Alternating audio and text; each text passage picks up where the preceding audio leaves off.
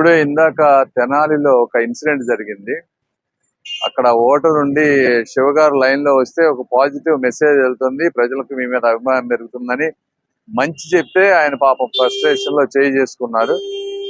ఆ చేయి చేసుకుని తర్వాత ఒక 10-20 మంది రౌడీలు వచ్చి వాళ్ళ ఇంటి మీదకి వెళ్ళి దాడి చేయడం ఇది కరెక్ట్ విధానం కాదు.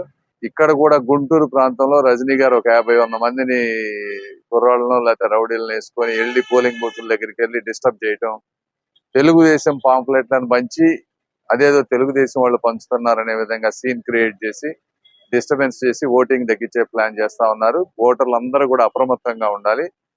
ఇలాంటి వాటి కవ్వింపు చర్యలకి మీరు కూడా ఆవేశం తెచ్చుకోకుండా, ఎందుకంటే ఆవేశం తెచ్చుకొని మీరు కూడా వైలెన్స్ లో పార్టిసిపేట్ చేస్తే వాళ్ళు విన్ అవుతారు. కాబట్టి మీరు ప్రశాంతంగా ఉండి పోలీసులకు ఇన్ఫార్మ్ చేసి, అయితే మా లాంటి వాళ్ళకి ఇన్ఫార్మ్ చేస్తే మేము పోలీసులతో మాట్లాడి ఓటింగ్ పర్సంటేజ్ 80-85% వచ్చే విధంగా అందరూ కూడా కృషి చేయాలి. ఎవరన్నా రాకపోతే వాళ్ళని ఇంటికి వెళ్ళి తీసుకొచ్చే మార్గం చేయాలి.